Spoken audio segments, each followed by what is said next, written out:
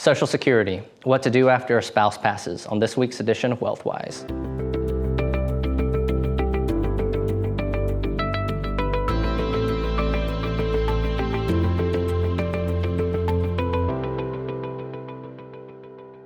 No one wants to talk about it, but when your spouse passes away, you have several options as far as Social Security and claiming a survivor's benefit. In short, a survivor's benefit allows the surviving spouse to claim Social Security on the deceased spouse record.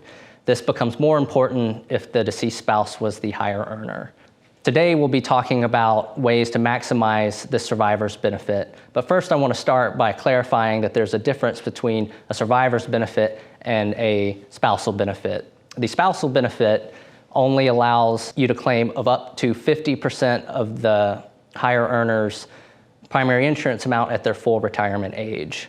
Whereas with a survivor's benefit, you can actually claim the benefit that the deceased spouse was taking at the time of their death. So today we'll be talking about ways to maximize your survivor's benefit and how to incorporate this into your Social Security planning. Survivor planning is essential, so first let's start by clarifying who is eligible for survivor benefits. First, the couple must have been married for at least 9 months, except in the case of an accident. Secondly, the survivor must be at least age 60 to claim the survivor's benefit, or age 50 if you're disabled. This is different than claiming on your own earnings record, which you have to be age 62 for. And lastly, the survivor benefit is not available if the surviving spouse remarries before age 60, unless that marriage ends. So if you're thinking about getting remarried and you're 59, I would wait until you turn 60. Remember, a survivor's benefit allows you to choose the higher of two benefits, your benefit or your deceased spouse's benefit.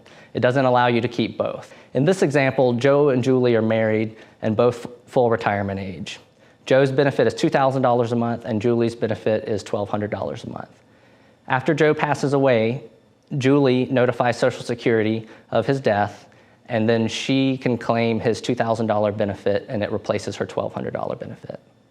Now, if Joe had maximized his benefit by waiting until age 70 to claim, Julie could have an even higher survivor's benefit. Without going into too much detail here, there are two main things to remember about the survivor's benefit. It depends on the age at which the deceased spouse originally claimed his or her benefit, and this is the original benefit. Now, you can maximize this by waiting until age 70 and taking advantage of those delayed credits. So depending on your full retirement age, your actual benefit could end up being 124 to 132% higher. The second is the age at which the widower claims the survivor benefit. To get the full survivor's benefit, the widower must be at least their full retirement age. So just like with normal Social Security, if you claim before your full retirement age, you will receive a reduced benefit. So you can maximize this by making sure you wait to claim your survivor's benefit until you reach your full retirement age. Now that we've learned how to maximize your survivor's benefit for your surviving spouse, let's look at how to make sure that that surviving spouse takes advantage of it. When you're eligible for both a retirement benefit on your own earnings record and a survivor's benefit, you always start with one benefit and then switch to the other. Remember, always take the higher benefit last. If a survivor benefit is higher than your own retirement benefit, claim your retirement benefit at age 62 and then switch to your survivor's benefit at your full retirement age. Because now that you've reached your full retirement age, the survivor's benefit will be the maximum that it can. But if your retirement benefit is higher, start with your survivor benefit at age 60 because you can claim it 2 years earlier, and then switch to your own retirement benefit when you turn 70. And that way you've allowed your own retirement benefit to take advantage of those delayed claiming credits. You want to choose a strategy that maximizes your total cumulative lifetime Social Security benefit, not necessarily the one that gives you a higher income now. In this example, by starting with one benefit and switching to the higher benefit, Wanda is maximizing her total lifetime Social Security earnings.